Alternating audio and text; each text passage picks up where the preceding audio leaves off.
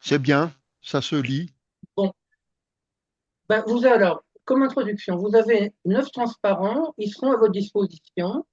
Et il y a ce que je vais présenter, c'est un peu un truc double. D'une part, on m'a demandé de présenter brièvement 27001, 27002, 27005. Évidemment, ça sera plutôt un éclairage global qu'autre chose.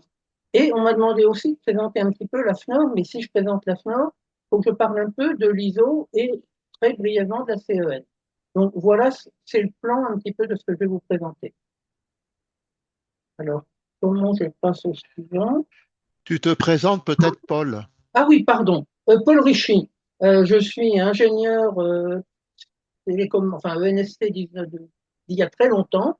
Et j'ai passé la majeure partie, pour ne pas dire la totalité, de ma carrière dans ce qui était PTT, France Télécom et Orange. Et j'ai fini à la direction de la sécurité d'Orange, où j'étais en particulier en charge de la rédaction des documents réglementaires ou normatifs. D'où je participe donc aux travaux de l'AFNOR depuis très longtemps et aux travaux de la Commission nationale cyber depuis sa création. Évidemment, tu es à l'ARCSI.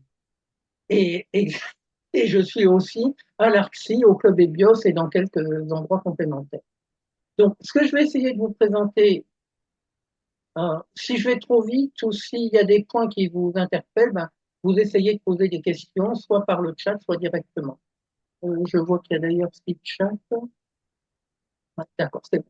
De toute manière, après ta présentation, les questions que Sabine est en train de lire sur le chat, je suppose, Voilà. s'adressent à Sabine À et à tous les deux, Paul. hein. Et Oui, à à tous Paul. les deux. Donc, pour l'ISO, alors l'ISO, c'est un organisme de normalisation créé en 1947, après la Seconde Guerre mondiale.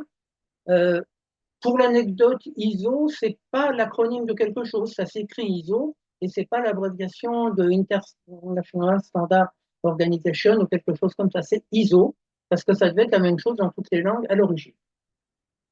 Ça représente actuellement 175 pays, et chaque pays dispose pour le vote d'un document d'une voix. L'AFNOR, c'est le représentant français à l'ISO. Actuellement, l'ISO, bah, c'est pas loin de 300 comités techniques et plus de 26 000 normes, ce qui représente quand même un nombre important. Évidemment, ça recouvre des sujets extrêmement variés. J'en parlerai un tout petit peu dans le transparent numéro 2. Ce que je voudrais aussi dire, c'est qu'une norme passe par des stades d'élaboration assez lentement parce qu'il y a au stade des comités techniques 2 réunions par an et normalement le cycle de vie, c'est un New Work Item Proposal, c'est-à-dire on propose un document.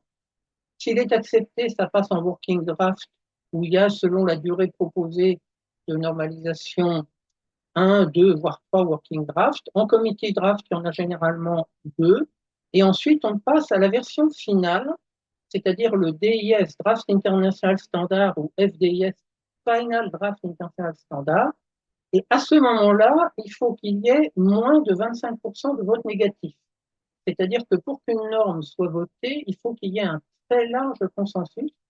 Euh, la plupart des normes que j'ai suivies, les votes positifs étaient entre 80 et 95%, pour vous donner une idée. Par contre, ce qu'il faut savoir, c'est que si une norme est un peu mal gérée, qu'on n'arrive pas au consensus, il y a, mettons, 30 ou 40% de votes négatifs, on repart à zéro. C'est-à-dire que toutes les différentes étapes, il faut les repasser. C'est donc il faut faire très attention lors de la dernière étape. Enfin, il faut savoir qu'une norme est révisée actuellement tous les 5 ans. Avant, c'était un peu plus souvent, un peu plus fréquent.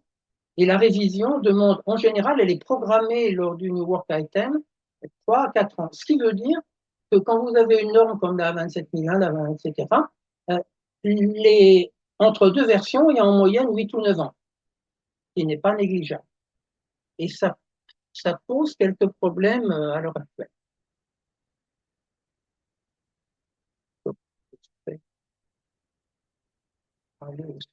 Excusez-moi. Voilà. Je voudrais citer quelques comités techniques pour donner une idée de la disparité. J'ai dit qu'il y avait 25 000 normes environ et 250 comités techniques. Ça veut dire que statistiquement, un comité technique moyen, c'est 100 normes. Le JTC1, le Joint Technical Committee 1, qui s'occupe des technologies de l'information, évidemment c'est important à l'heure actuelle, il gère à lui tout seul plus de 3500 normes, c'est-à-dire qu'il représente environ entre 30 et 40 comités techniques moyens. Dans les sous-comités du JTC1, il y a celui qui intéresse un petit peu la présentation ce soir, c'est le SC27, qui est en charge de la sécurité de l'information, de la cybersécurité et de la protection de la vie privée. Comme vous le voyez, ça fait beaucoup de choses. Et ce SC27 est en particulier en charge de l'élaboration de la série 27000. Je mentionne aussi que dans le JTC1, il y a le sous-comité 42 qui, lui, traite d'intelligence artificielle et de big data, qui est assez important par les temps qui courent. On en a parlé un tout petit peu en début de réunion. Je mentionne par exemple le TC20, aéronautique et espace. Il a près de 700 normes, c'est un très gros comité. Le 22, véhicules routiers, plus de 1000 normes. Le 34, produits alimentaires, plus de 900 normes. Et je mentionne le TC 292, pas à cause du nombre de normes, il y a 60 normes, mais parce qu'il traite de sécurité et de résilience, ce qui est donc en fort lien avec les travaux du SC27. Il y a d'ailleurs des relations entre ces deux, entre le TC 292 et le SC27.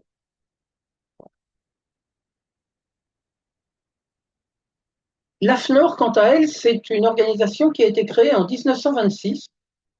Comme je l'ai mentionné, c'est le membre français de l'ISO. En fait, on peut considérer qu'il y a l'AFNOR qui travaille au niveau de la France et qui émet des documents. Alors, elle émet des normes, mais elle émet aussi des documents de type normatif ou réglementaire qui sont pour le niveau français.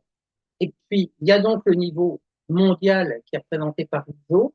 Il faut savoir qu'il existe un niveau intermédiaire, le niveau du CEN, du Comité européen de normalisation, qui a été créé, bien sûr, avec le développement de la communauté européenne en 61. Et il se compose de 33 membres, les membres statutaires de l'Union européenne, 3 pays de l'AELE, de l'Association européenne de libre-échange, Suisse, Norvège et Islande, ainsi que de la Turquie et de la Macédoine du Nord. Comme autre point que je voulais mentionner, que je considère important, l'un des intérêts de l'ISO et de la FNOR, outre le consensus nécessaire pour l'élaboration d'un document, c'est le fait que n'importe qui peut participer aux travaux de la FNOR et donc de l'ISO. La cotisation, elle est basée, quand c'est une entreprise, sur le chiffre d'affaires. Si ce n'est pas une entreprise, elle est assez modique, que ça sera les revenus de la personne, et sur le rôle que l'on doit exercer au sein de la structure AFNOR. Qu'est-ce que ça veut dire? Ça veut dire que pour les gens qui sont à titre individuel, ça peut être une cotisation très faible. Par contre, quand par exemple je représentais Orange à la CN Cyber, en plus j'avais un petit rôle au sein du WG1, il y avait, ça devait être à l'époque 5 000 ou 5 000 euros de cotisation annuelle. Ça dépend tout à fait de ce que vous représentez. La CN Cyber, c'est le miroir français du GTC1 SC27. Et donc, comme le SC27, elle est en charge de la sécurité de l'information, de la cybersécurité, de la protection de la vie privée. Vous noterez que c'est quand même assez complexe parce que sécurité de l'information, c'est un sujet actuel dont, par exemple, on vient de parler dans la présentation précédente, avec la cybersécurité. Cybersécurité, le terme a été rajouté récemment pour bien qu'il y ait cyber. Et la protection de la vie privée, par contre, c'est un ajout assez curieux parce que le thème de vie privée et de données personnelles est très transverse. Donc, ça pose régulièrement des problèmes au niveau de la FNOR et de l'ISO. Comme je l'ai mentionné tout à l'heure, chaque comité technique se réunit 2 fois par an. Et c'est-à-dire que quand on doit passer d'un stade d'évolution d'une norme à un autre stade, ça n'est qu'une fois tous les 6 mois. Ça se prépare, évidemment, les propositions doivent être envoyées environ 2 mois avant. Les votes ont lieu lors de la réunion. Et l'un des problèmes que je rencontre depuis quelque temps, c'est que les réunions qui étaient systématiquement en présentiel sont passées en mode hybride depuis la pandémie. Alors, vous me direz quelles sont les conséquences. Je vais expliquer un tout petit peu. Par exemple, la CN Cyber, elle est donc le membre français du SC27. Quand le SC27 se réunit à l'international, ça représente à peu près 500 personnes. entre 400 et 500 personnes, divisées en 5 working groups. Avec les nouveaux modes de type hybride, ben, ce qui a changé, c'est qu'avant, ces 400 ou 500 personnes se réunissaient au même endroit pendant une semaine. Maintenant, chaque working group se réunit comme il le veut, c'est pas forcément en même temps que les autres working groups. Et en plus, comme c'est en hybride, si je prends l'exemple d'une réunion du WG1 que j'avais un petit peu suivi, enfin, il n'y a pas très longtemps, il y avait environ 80 inscrits possibles, 60 qui sont inscrits, et en présentiel, il y en avait 15. Donc, c'est du point de vue de l'élaboration des documents, ça veut dire qu'on discute beaucoup moins de gré à gré. Et ça, à mon avis, ça nuit à la, comment dirais-je, à la prise en compte des nuances dans la rédaction. Donc, après, je vais essayer, pardonnez-moi d'aller assez vite, mais en un quart d'heure, il faut que je tienne un petit peu. Je vais essayer de parler des 3 normes, 27001, 27002, 27005. La 27001, elle est parue en 2005 pour la première fois, et c'est une norme de management. C'est-à-dire que son thème, c'est la notion d'Information Security Management System, donc la mise en place d'un système de gestion de la sécurité de l'information par une approche post-processus et dans une perspective d'amélioration continue. Les normes de management visent pour l'essentiel à permettre une certification. Et la certification, c'est en fait une approche de conformité. Si je veux expliquer la chose, pour la norme 27001, par exemple, vous allez définir une déclaration d'applicabilité qui va contenir en gros le champ sur lequel votre proposition de demande de conformité va être examinée, ainsi que les mesures que vous avez retenues, mesures qui sont en principe issues de la 27002, enfin obligatoirement, mais pas seulement nécessairement. Et la, la certification consistera à dire que vous êtes bien conforme à ce que vous avez déclaré. Si j'insiste sur cette notion, ça veut dire que vous n'êtes pas certain d'avoir un très haut niveau de sécurité. Que votre certification garantit que vous avez mis en place un système qui est bien conforme à ce que vous avez déclaré. Et c'est tout. Il faut le prendre un petit peu en considération sur le niveau de sécurité. Cette norme, bah, comme je l'ai expliqué, c'est pas révisée tous les ans, loin de là. Elle a donc été révisée en 2013 et en 2022. Mais en 2022, la révision n'a pas été un grand pas en avant parce que c'était simplement la prise en compte de la nouvelle version de l'ISO 27002. Pourquoi devait-on prendre en compte la nouvelle version de l'ISO 27002? Parce que l'annexe A de la 27001 se compose des objectifs de mesure et des mesures de la 27002. Donc, quand la 27002 change, on est obligé de changer, de mettre à jour la 27001. C'est ce qui a été fait en 2022. Et c'est d'autant plus nécessaire que l'annexe A est d'application obligatoire, c'est-à-dire que quand on veut une certification 27001, il faut avoir examiné l'ensemble des mesures de la 27002. Il faut aussi savoir que cette norme ne permet pas que la certification de processus, de système d'information, elle permet aussi la certification de personnes. Les deux plus connus, c'est Lead Auditor 27001 et Information Security Risk Manager 27005. Cette dernière partie correspondant à l'analyse de risque, et donc par exemple en France, correspondant à l'utilisation des méthodes des BIOS Risk Manager ou MEARI. Voilà. La 27002, elle, est une norme technique. Alors, quand je dis parue en 2005, c'est pas tout à fait exact. Elle avait une première version 17799 qui était parue avant, et elle ne s'est appelée définitivement 27002 qu'en 2007. Mais disons qu'à partir de la version 2005, on a eu 11 chapitres et 133 mesures de sécurité. En 2013, la révision a été assez semblable à la version 2005, en sens qu'il y avait 14 chapitres et 114 mesures. Et comme vous le constatez, en 2022, il y a eu une réforme de structure très profonde, puisque la norme se compose maintenant de 4 chapitres et de 93 mesures. J'ai essayé de de synthétiser un petit peu, les 4 chapitres retenus sont des mesures organisationnelles. Il y a 37 mesures et 3 d'entre elles sont nouvelles. Des mesures qui sont liées aux personnes, il y en a 8 et il n'y a pas eu de nouvelles mesures qui sont apparues. Dans les contrôles physiques, il y en a 14 et un nouveau contrôle. Et dans les mesures technologiques, il y en a 34, dont 5 nouvelles. Autrement dit, il y a une dizaine de nouvelles mesures et une assez forte synthèse qui a été réalisée sur les 83 autres, puisque ça représente un petit peu un condensé des 133 puis des 114 mesures antérieures. Et ça, c'est la version. Cette version ne s'est pas contentée de changer le chapitrage, elle a aussi introduit une notion très importante, la notion d'attribut.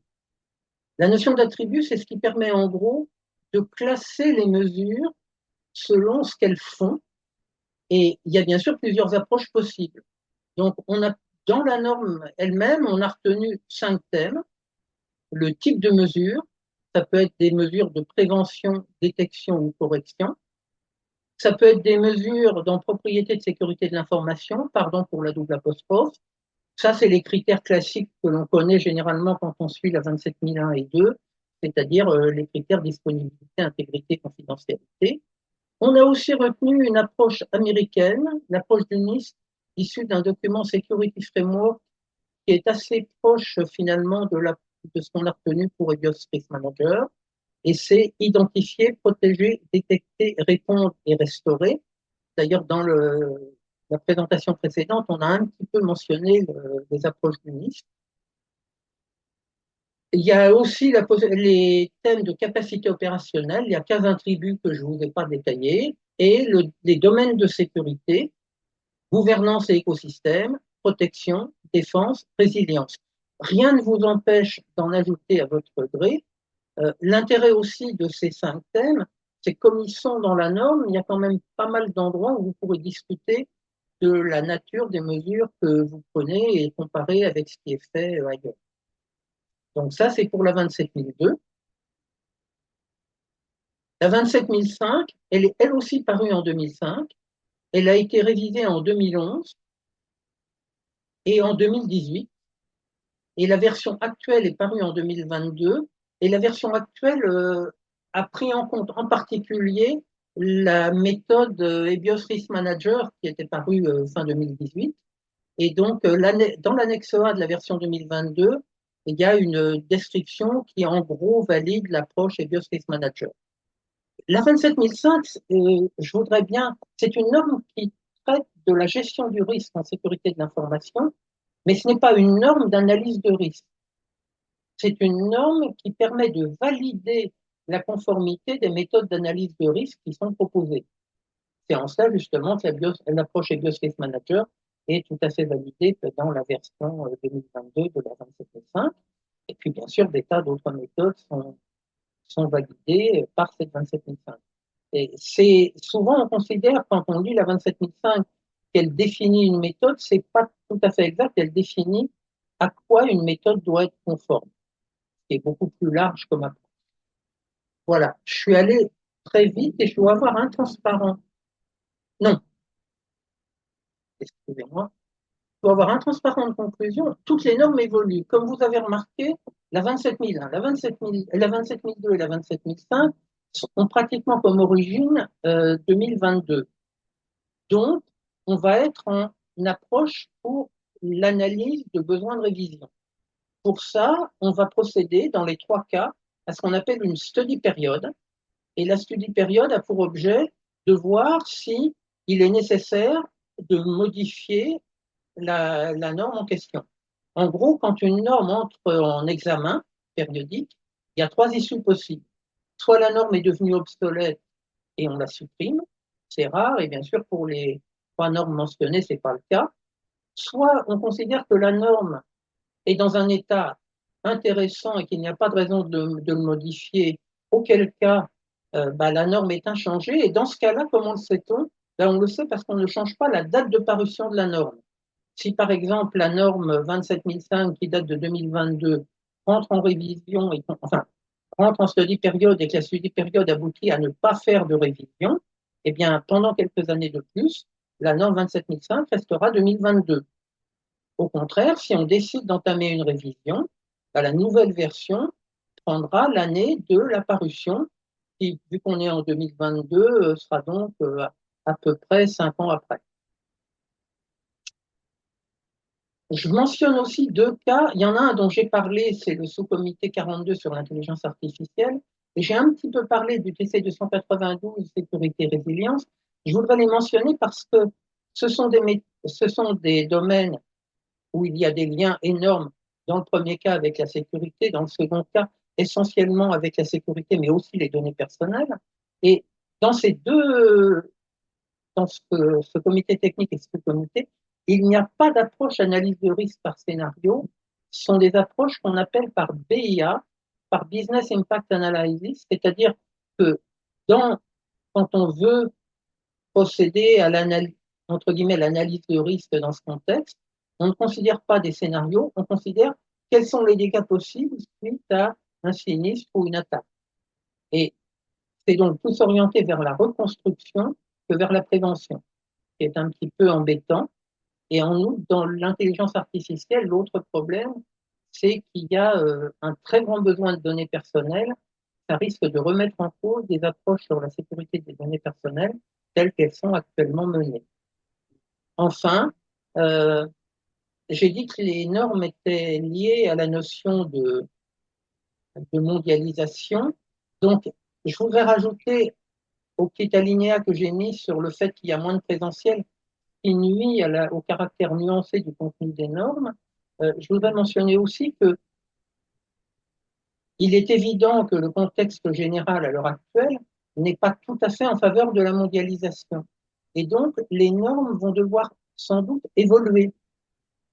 Probablement, on va avoir une importance accrue à des normes plus locales, dans le cas que j'ai présenté, des normes européennes ou françaises, voire même, puisque les normes évoluent assez lentement, voire même il y aura des décisions prises au niveau des gouvernements ou des instances européennes pour émettre des règlements qui ne seront pas des normes, mais qui empiéteront sur leur domaine. Donc, évidemment, dans ce cas-là, ce qui sera très souhaitable, c'est qu'une entité comme la FNOR participe à tous ces genres de travaux. Voilà, j'ai essayé de faire un survol très rapide. Je ne sais pas en combien de temps est-ce que j'ai à peu près tenu les délais? C'est bon là, c'est dépassé. On va passer aux questions-réponses.